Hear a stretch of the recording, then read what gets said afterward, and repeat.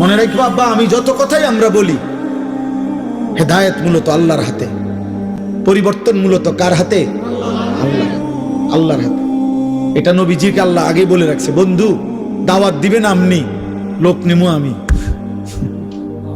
দাওয়াত দিবেন আপনি, লোক নেব কি আমি। আপনি দাওয়াত দেন সবাই, যে দুর্লোক লাগে, যে কয়জন সাহাবী লাগবে ইসলামের জন্য, ইমানের জন্য, কালেমার বিজয়ের জন্য, এটি আমি নেব।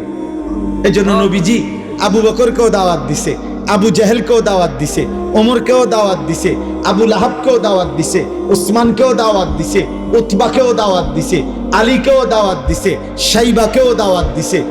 আপনি যেই কোনো হুজুর রেজি গায়েন, 8 জন মানুষের নাম বলছি আমি এখন, এই 8 জনই একই বংশের, কোরাইশ বংশের, এক এলাকার, এক মহল্লার। আল্লাহ বলছে, বন্ধু আবু বকরকে আমি নিলাম, আবু জাহেলকে নিলাম না, ওমরকে নিলাম, আবু লাহাবকে নিলাম না, ওসমানকে নিলাম, উতবাকে নিলাম না, আলীকে নিলাম, শাইবাকে নিলাম না। এদেরকে কেন নিলেন? আমার ইচ্ছা। এদেরকে কেন নিলেন না? আমার ইচ্ছা। কার ফয়সালা?